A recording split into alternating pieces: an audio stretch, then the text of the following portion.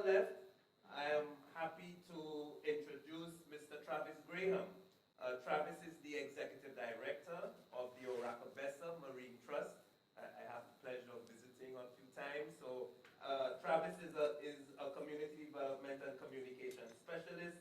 He has worked significantly with community planning, project implementation, and more recently in terms of livelihood and youth development in the area. To his left, we have Monique. Monique is the manager of the Ecosystems branch of the National Environment and Planning Agency right here in Jamaica. NEPA is the main environment and regulatory body for environmental management, but apart from that, they're also involved in a number of projects and activities aimed at protecting and safeguarding the Caribbean Sea. And finally, but certainly not least of all, I have Mr. Edson Carr.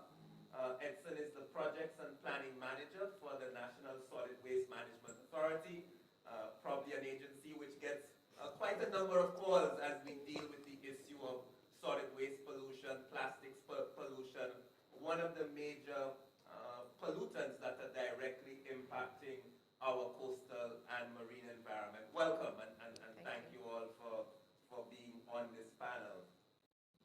Before we started, we saw a bit of an introductory video about Sustainable Development Goal 14. And what we'd like to do during this conversation is talk a little bit about how can we improve the management of our coastal and marine resources, how can we improve the management of our Caribbean Sea. As we know, the Caribbean Sea is being impacted by a number of activities that take place on land, including marine pollution, overfishing, and degradation of habitats, not to mention the impacts of climate change. Jamaica is like many other Caribbean small island developing states. We are heavily dependent upon the marine environment. This session will therefore discuss a little bit of the perspectives of our panel members. How can we continue to protect the environment that we depend so much on in Jamaica, but at the same point in time, try to achieve the targets that we have set ourselves. So I wanted to start off perhaps with a question to Andrea. We have spoken a lot about the need to improve jobs, improve employment, maximize on the opportunity that the Caribbean Sea provides to all Jamaicans. But we've also identified that the Caribbean Sea is under threat. That's right. What's your thoughts about how can we balance this need? Finding ways of improving jobs and livelihoods, but at the same point in time, protecting the environment on which we depend. Thank you. What I want to bring to mind is what you actually said. There's been a focus on job creation. And so we see the blue economy as, Jamaica's ocean space is 24 times larger than its land space. So it presents potential for tremendous growth, economic growth. And so a focus on the economics is what has always driven our development strategies. And what I would want to suggest is that we have to move away from what we consider in the academic sphere the Mickey Mouse model, which is where everything is built around the economy, and recognize that we cannot do anything without the environment. So the economy is built within that. And so what we have to do is look at building ecosystem resilience at the same time. So we're creating a fostering environment for the job creation and whatever industry that we're going to be, or mechanisms that we're going to be introducing. We have to look at building community resilience, because there are so many persons, we're an island, and there are so many persons that are actually dependent on the ocean for a livelihood. And again, we look at it primarily as an economic structure, but these persons have also built resilient systems for themselves to be able to function and deal with the changes that they're experiencing. And oftentimes our decisions come more from a top-down approach rather than integrating what they're involved in and what they've been using and tapping into some of those. And simultaneously, we have to look at coastal management, ocean management, and integrate that into whatever else other framework. For example, urban design, because what happens on land affects what happens in the ocean. So it's not just that the ocean economy is an economy by itself. It's a part of what happens on land. So a more comprehensive reach to reef approach is what I would think that we need to do before we even start talking about what industries we're going to be creating. Thanks so much, Andrea. I really wanted to pick up on that point that you made about the livelihoods part, and I wanted to turn over to Travis, because you are working within a marine space, and at the same time trying to stimulate job opportunities for persons at the local community level. How has that balance been in terms of making your stakeholders aware as to how they can benefit from that area? All right. Good afternoon. Thanks for having me. So for us, it's an ongoing process because we have no choice but to look long term. Where we are located in Oracabessa Bay, we manage a marine protected area, sanctuary, and we have a coral reef restoration program. And what we have done is put a lot of focus on the data, to try and better understand the problem. And it's very evident. So for the reef surveys that NEPA does, when you look at the information in the reef surveys, it shows that our reef health nationally is poor. So, and we are ranked below the Caribbean average. So Caribbean is ranked as fair, Jamaica is ranked as poor. And this has been the case since 2011. It means that we're in a crisis. And for me, climate change, outside of the war situation, is probably the biggest risk to human existence. And we really have to take it serious because we're really vulnerable in the Caribbean, a small island developing states. We need our coastal resources to be managed properly. So to start from that end, the model that we use is an ecosystem-based approach, which is participatory in nature. And so I'm the executive director of the Golden Eye Foundation and a board member of the Oracabessa Marine Trust. The Oracabessa Marine Trust is that formalization of the partnership with the local community where the board is split 50-50 with the foundation and the fishermen who are the main users of the marine space. And through the ecosystem-based approach, it's outside of being participatory, it's critical that the community plays a role in the decision-making process as well as how they can be a part of the benefits. To do that, we ensure that through our programs, our decisions are made with the locals, and we always have in the back of our mind, how is it that we utilize sustainable mechanisms to achieve what we want to achieve? Effective management of the marine space, a robust coral reef restoration program, and within that, tie in livelihoods. So all of our wardens are local fishermen who have been trained as fisheries inspectors. We manage perhaps the largest coral reef restoration program on the island. Our coral gardeners are fishermen who have been trained as dive masters. We manage our coral reef restoration program. And in 2019, we launched a dive shop, which is a social enterprise. And it's managed by us and the fishermen. All of our employees are local fishermen. And for that, it has a big impact in terms of helping to spread the knowledge. And when we can share the knowledge of why this is important and why you have to play an important role in managing it, we get a little bit more buy-in. Plus, because our wardens are fishermen, it helps us to better manage the protected area. And hopefully through the knowledge exchange and us being data-driven, we can change attitudes, and the attitudes can help to change behavior, so everyone is on board. It's not easy, but through our livelihood activities, persons see how they benefit. Because when you look at the socio-economic data in Oracabessa, it shows that the number one issue is unemployment. So for us, it is important that persons benefit into how their bread and butter issues. So that's a critical component for us. But the data is critical, and the changes and the new stressors is very important for us to continuously assess how do we go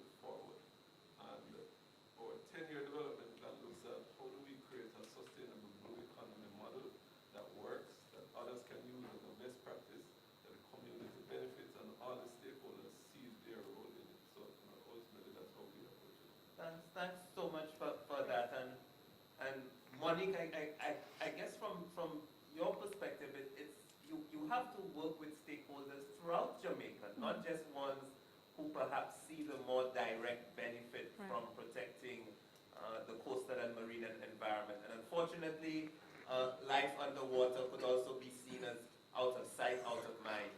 How do you see engaging stakeholders perhaps that don't recognize the importance of the Caribbean Sea for livelihoods and economic development in Jamaica? Thank you for that. Good afternoon, everyone. So again, it's strategically approaching the partnerships, persons working on the ground. Travis would have mentioned that we have been working with them in collecting the data that they need to essentially promote and enhance the work that they're doing. So the strategic partnerships that we have with the local community groups, the NGOs, academia, will help to bring visibility to the importance and the relevance of the work that we're doing, as well as tie in with the various management programs that these local groups have for their areas. So once we're trying to get the message out there and aligning with campaigns that speaks to the economic benefits, the likely social impacts of not sustainably using these resources, then you have essentially leveraged the work that's being done by persons who are in and amongst the community members. It's important for us to, yes, have the international donors and probably bridge the gap between the international donors, the regional partners, as well as the local community. And I think as a national regulatory agency, that for us is one of the key roles that we have. Because while we have to meet our obligations internationally, it has to mean something and translate to persons on the ground. So it's essentially aligning ourselves with the various international agreements, but also bringing the messages to the local community via the various modalities that we have. And it has to be done through the forging of the partnership and the maintenance of the partnership. I mean, over the years, we understand that there is a capacity issue, within government. So we have to essentially always be searching for work that is being done already and see how best we can also assist them to do their work, making it easier for them to get the data that they need, making it easy for them to process it and package it in a way that's communicating to not only the community, but also the leaders so that they understand the gaps with what the community groups are doing. So I think for us as a national regulatory agency, that is one of the things that we have to continually leverage through various MOUs and agreements that we continue to form with the local groups, academia, and NGOs. Thank you so much, Monique.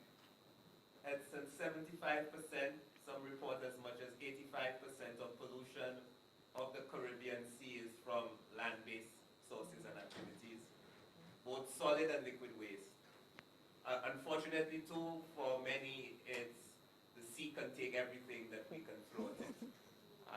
And we've seen that in the rivers and in the gullies. How are you seeing this from the National Solid Waste Management Authority's perspective? We have banned single-use plastic bags.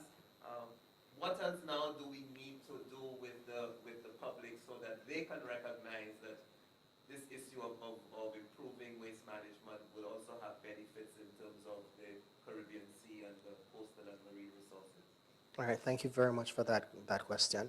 I'd like to say that in terms of managing our coastal and marine environment, if our focus has primarily been working directly within the oceans, we would have actually lost the battle because, as you had stated, the majority of the pollution that ends up into the oceans are indeed landborne. So the fact of the matter is that we need to be a little bit more proactive as a nation and as residents, as citizens, to reduce, reuse, and recycle in terms of how we manage our waste. And a change in cultural norms towards waste management is what is really and truly needed. One of the things that we have started to do outside of working with several projects that have focused primarily on work along our coastal areas and along some of our gullies is trying to spread the message of composting. Because when we looked at our waste characterization studies, we would have realized that roughly about 60% of our waste is compostable. And if we can do the work there to do composting within either our backyards and you doing urban composting or composting on a larger level, that would facilitate us not having so much of that waste going towards our disposal sites, or even having some of those wastes being disposed of improperly. And that in turn would then facilitate for us to help some of the other things that we need in terms of food security. So primarily what we need to do is try to engender that shift towards a change in cultural norms for solid waste management, and the authority has started to look on ways in which we can do that. Excellent. And Monique, I'm going to just jump in with you. I know NEPA has been doing a lot in terms of environmental education and outreach, and what more can we do to sort of raise the awareness, not just of young persons for the sake of being aware of the issue, but creating that cultural and behavioral change that is so needed. What has been the experience in NEPA? Maybe what more do we need to do to make that cultural shift? It's really a matter of engaging the society at all levels. Usually there is an aversion to engaging persons more, adults in stage, because they're less trainable. That's what we hear. But you find when you look at your messaging, look at issues relating to vulnerability, the possibility of a risk to livelihood, health, and looking at when the degradation of the environment occurs, these things go hand in hand. When you look at just tailoring your messaging according to what level of society that you're trying to reach out to, you find that persons will be engaged. It's something where, yes, we have shifted as well to a youth program working with the Ministry of Education to essentially be involved in the curricula, working in the schools. But we find that depending on the messaging and the information that you're trying to get out there, it's very, very important to not really ignore any level of anyone in society. No? Thanks. Andrea, from the more formal educational and research agenda, we always hear that the science is not informing policy, or that we're not transforming this technical information into a way that the general public can understand. Coming from the Maritime University, how do you see the research agenda and the teaching agenda actually helping to make that change, both in terms of the general public, but also in terms of our policy and decision making? Thank you. The science is there.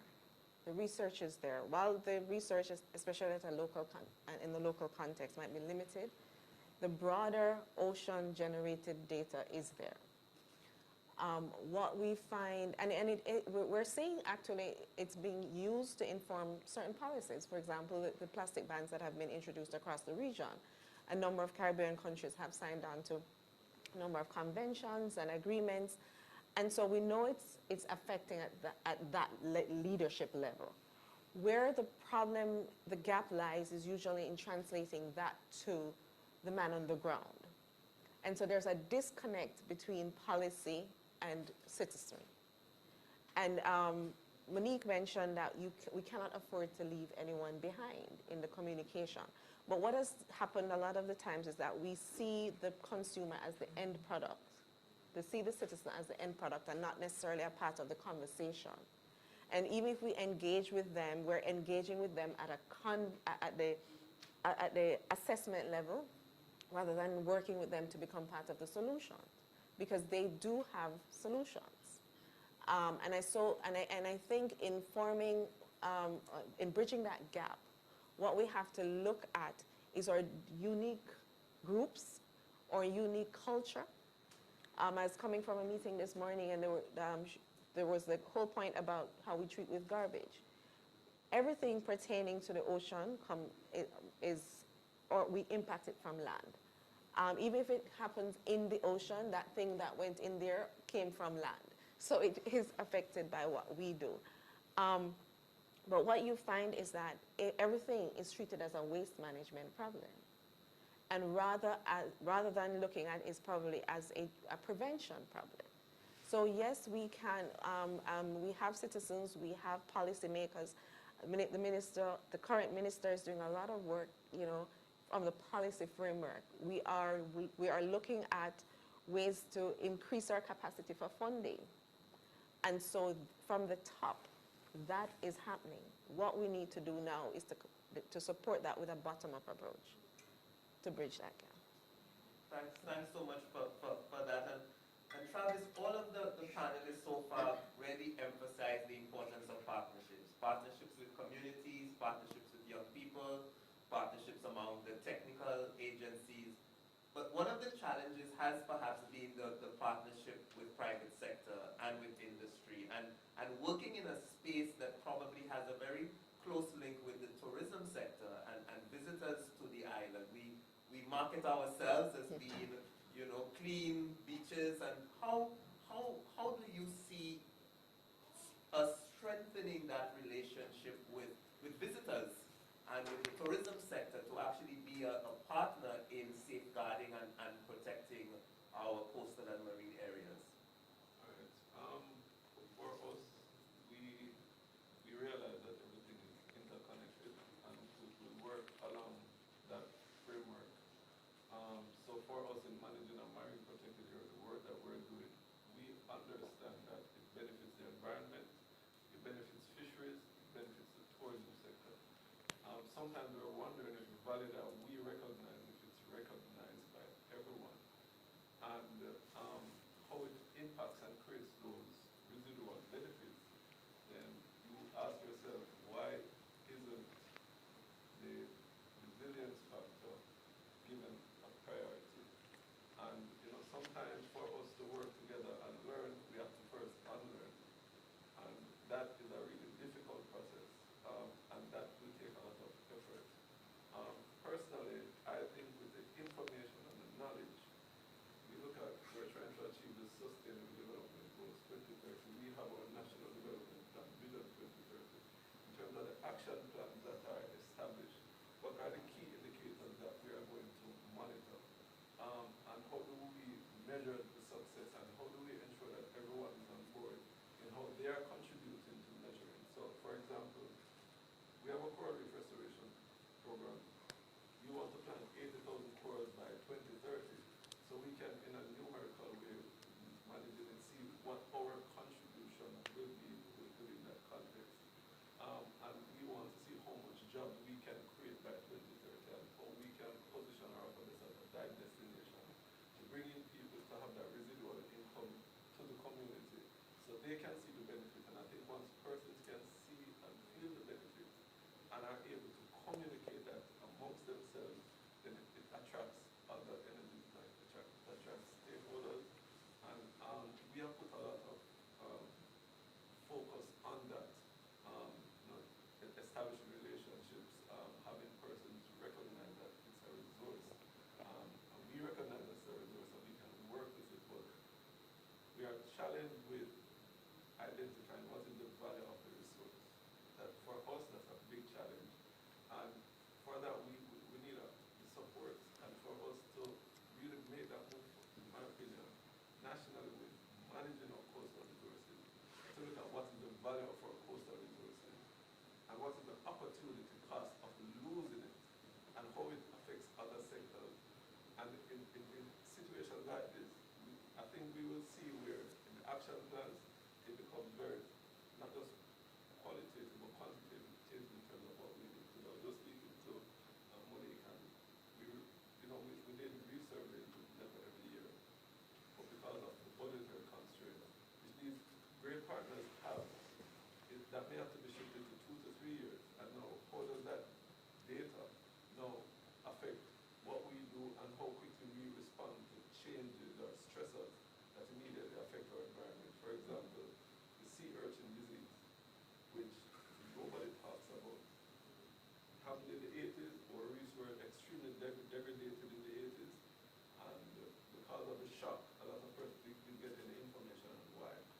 happened in 2019.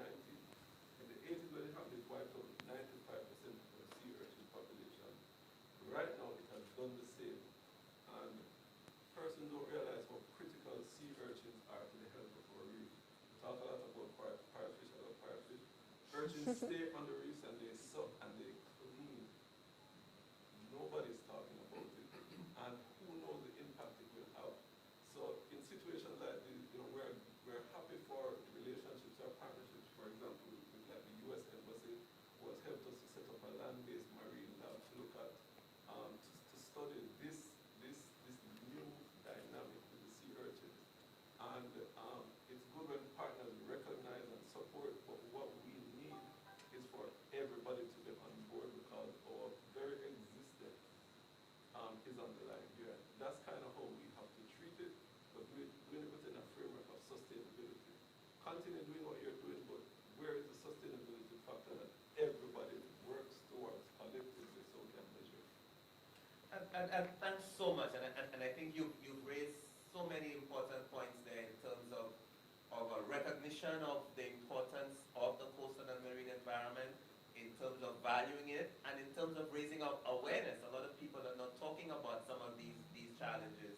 I do want to ask maybe one short question to everyone, and if we have a little bit of extra time, we could take one or two questions from the audience, but you have been appointed as the new senior advisor to the Minister of Environment or the Prime Minister. We are not seeing the level of investment in Sustainable Development Goal 14 on life underwater as we see in the other Sustainable Development Goals.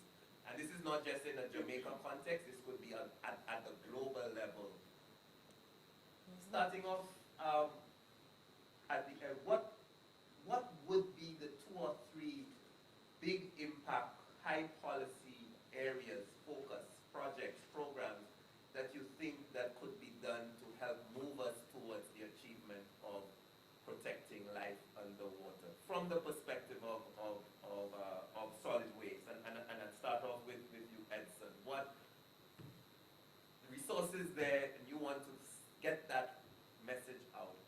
What do we need? All right, so in my earlier conversation, I spoke about changing of culture. And Travis actually said that to learn, we need to unlearn. So my main focus as the advisor would be implementing programs to start to let us have that intergenerational change in terms of our cultural norms and focusing more at the primary education level in terms of changing that culture towards how we do waste management. I know some of our older folks would say that when they were younger, they would be at school and they were singing like bits of paper lying on the ground and doing things like that. But even in terms of traveling overseas and visiting countries like Japan, I realized that the total shift they had in their waste management sector was engendered through work that sustainably was done from the primary education level. So that would then transition when the children got older, and then they would impact their parents in general. So putting a focus there would what I would do first of all. Thanks. Monique, from NEPA's perspective. Yeah, so I could speak on the policy level. I think we have to move more aggressively to looking at the whole issue of ocean governance. Marine spatial planning could be one tool that would look at resolving conflicts with resource users, as well as managing or zoning the space for the various opportunities that's coming under the emerging concept of blue economy. So your marine transport, your ocean economy, as well as looking at your vulnerable species, your vulnerable habitats, filling that data gap, bringing in the expertise that's going to drive evidence-based planning for your marine spatial area. So I think if that's something that we pursue more aggressively, we would be further along the line when we're speaking about blue economy and integrated coastal zone management. Travis raised a very important point, national accounting. or identify ecosystem services, evaluation of these services, so that when you're planning, you're incorporating these considerations and determining the areas that are more valuable for protection, as well as not forgetting the species that should be targeted under these accounting systems. I think one of the things that will enable, as well as the policy level, is greater strengthening of our regulatory framework, enforcement activities. So once we're moving to revise, review, update, bringing them more update, or frameworks or policy documents, and the coordination across the relevant players. We have, I could say, more than 40 government agencies that interacts with your marine space with one mandate or the other. So we have to look at that greater integrated coordinating mechanism that is going to essentially plan and manage that space properly, and then look at incorporating in that planning framework how we go about communicating to the various players. So you mentioned private-public partnership, motivating them to move into the space to help you with even finance mobilization, and coming up with that mobilization plan, looking at how you are going to communicate to even the local community groups so that they're incentivized to adopt technology that's allowing them to exploit the space and enhancing their livelihoods. So I think from a policy level, there is work to be done so that we're bringing all of this together and we're sustainably planning for the long term, because there is a need to not only manage what we have now, protect what is there and what is vulnerable, but looking at recovering spaces that can be the subject of restoration activities, similar to what's being done in the marine space in Oracabessa.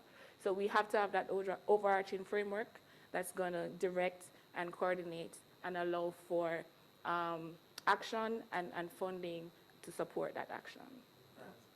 Travis, anything briefly to quickly add? Have we missed any good advice that we can give the PM or the minister? Just to say, I remember reading a document that's a Jamaica cultural policy in 2004. It's a draft document. But essentially it was saying every country has a globally competitive advantage in an area. And it was saying in Jamaica, our globally competitive advantage is our culture and our heritage. And if we can capitalize on that, Jamaica can become a super state. I would just go further with this to say that our ecology and our ecosystems is a critical part of Jamaica. Tourism sector that contributes the largest portion to our GDP is hedged on our environment and ecosystem. Most attractions, where the locations of the spaces, they depend on well-managed coastal systems. So just within that context, we have to realize that this is a valuable resource that we have. It links with everywhere. And how do we prioritize it and then ensure that the entities that intermingle within those spaces have the resources and opportunities possible? NEPA should never be in a situation, it's not their fault, because everybody's managed by a budget where they don't have enough funds to monitor and support effectively, because it is that important. I think if we can value it and quantify it and then set up the monitoring and evaluation mechanisms to properly track at a measurable indicator level to say this is success, then I think it will be easy for everyone to see their role in the process and contribute to some sustainable outcome. Thanks so much. Andrea, you have the final word. Thank you. And I agree with some aspect or everything that everybody else has said. But one of the things I would want to say to the minister, or if I was asked, is that we have to think of the problem as a holistic problem. We cannot fix policy and not fix prevention. We cannot fix prevention and not fix treatment. We cannot keep science in isolation. It has to be that we see this not just as a sum of its parts, but that it's one all-integrated system, and we have to take a systems thinking approach to the solution. And behavioral change cannot be achieved without considering policy. you need to integrate the education system. So it's all a comprehensive set of approaches that need to be addressed. And that has been one of our problems, and that is one of the things that we would need to address to look at our solutions. I'm very happy with the work that Travis is doing in Oracabessa, and we have well, we're not protecting the marine space as you are, but we're working with a community in Pagy Beach. And we have seen that when we first went there, they didn't accept ownership for that space. But now with some education, with tapping into what they actually know already, they have now owned the space. And now they're complaining about people up the line who is contributing to their problem. And I think, again, once you empower people to start accepting ownership, and this is where citizen science again comes in, because we don't have all the resources to do what we need from an administrative level. But getting communities involved and owning that, and that is, again, why the problem is not a focus on one area, but it has to be a comprehensive systems thinking approach. I understand so much, and I know time is running down, and yes, I think that's going to be it. So, we have time? Oh, wonderful. So we do have time. I was feeling a little bad about not being able to we were go, but rushing. I think a couple of reflections. So please, anyone has any reflections or questions or anything they'd like to add to the discussion? With efforts like what Travis is doing with our professor, is there any replication of a project that would be considered successful? Is there any planned replication of that learning from what has already been done? So I think our team has done an excellent job to include our foundation team, the local fishermen in the community. But yes, so in terms of what we have been able to do is to identify our model, what has been successful about it and replicate it. So our one is a partnership model. You know, we're Golden Eye Foundation, we're linked to a tourism entity. So, you know, tourism stakeholder and local community to the Oracabessa officials. So in 2019, we received support from the Global Environment Fund, UNDP, to replicate our model in other spaces. And we, over the last 3 years, have been traveling back and forth to Saltmarsh, Bridgepen, White House, and Lucy to replicate our model. And we have had 2 successes thus far with Bridgepen officials working together with Iberia Star to establish a marine protected area there, and Grand Palladium and Lucy officials to establish a marine protected area there. And hard work. We're talking about getting these officials from fishermen that fish and focus on their livelihood to be organized. The hotels most naturally see the direct benefit because they will have a marine protected area in and around their space. But just getting that trust between fishermen and hotels, fishermen who know that they have been generations, you know, relocated, so deal with some of these issues, but having everyone have that shared vision to say this is what we can achieve. And through the support of entities like NEPA fisheries, we are at the point with those 2 sites to have them demarcated by the end of the year to be legally gazetted as fish anchors through a similar sustainable model. So that's kind of that's an example of our extent to replicate what we have been able to achieve in other spaces. And what it does, it encourages persons to say, let's get this done. And, you know, when we're doing work, that's what we want more persons to take best practices. Just as though we take best practices from others and to know it can be done and everyone can benefit. Thank you for this panel. Krista Silva from the Canadian High Commission. You guys have made the point that most waste that ends up in the ocean originates on land. I just wonder what your perspective is on the waste to energy RFP that the government of Jamaica, I understand, is actively developing. You know, that promises to take care of a lot of the waste, but of course it has drawbacks. Is that the best we could hope for at this stage in terms of controlling plastic pollution and other things that are ending up in the ocean? All right. So As it relates to the waste to energy project, the National Solid Waste Management Authority is actually part of that energy, waste to energy enterprise team. Are you asking if it is our best means? It's obviously going to be a big public-private Partnership. And so there's going to be a huge amount of investment in it. Do you guys see that as being instrumental to solving some of the problems? Where does it fit with your overall thinking about the issues? No, I think it would be instrumental in fixing some of the problems and the issues that we will be having and that we have had over the years. The waste to energy project more or less was thought up and researched to try to see how we could be more efficient in our overall collection and the final disposal of our waste. And if there is greater efficiency for our collection and greater efficiency for our overall disposal, it will then create a better environment.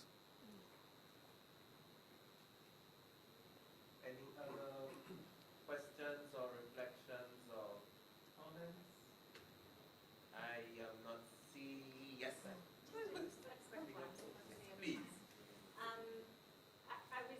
This came about just when we were talking about the participation of hotels, and I imagine lots of international organizations that are very much involved in the problem, but then also potentially the solution. So are you seeing like a culture change within hotels, from tourists themselves to try and look at how they operate their business or how tourists come into this country to do it in a more sustainable way? Are you seeing that culture shift? And if not, what more can be done to try and change that from that perspective? I mean, for me, I can't say I'm seeing a culture shift. I know we see behaviors, which for me is very encouraging. Okay. And I think a lot more persons are thinking sustainable, to be honest, in my opinion. A lot of visitors come and they want to support entities that have sustainable practices. A lot of hotels recognize it, so they want to implement sustainable practices. But generally, I think we still have a culture of, for me, somewhat of almost, I don't want to say, but almost a disregard of our natural environment and why and how important it is. And to be honest, there's a lot that is being done and has been done, but I personally don't feel that paradigm shift to say, as a country, as a society, as a culture, we are all in this together. But I'm encouraged that, more advocacy, more support, more recognition and visibility around it is happening. And it's really for us all to continue pushing it within the context that it can happen and it must happen. And I really think that that's a really good note to end. We are doing a lot, but a lot more still needs to be done, and we all need to do it collectively. I also just want to pick up on one fact, is that this is also about integration. I was listening to the panel on life on land. I figured that life on land and life on the water in a Jamaica context are right next to each other. So please, a round of applause for our panelists. And thank you so much for the many persons who are calling us online. Please stay tuned. We are breaking for lunch, but the discussion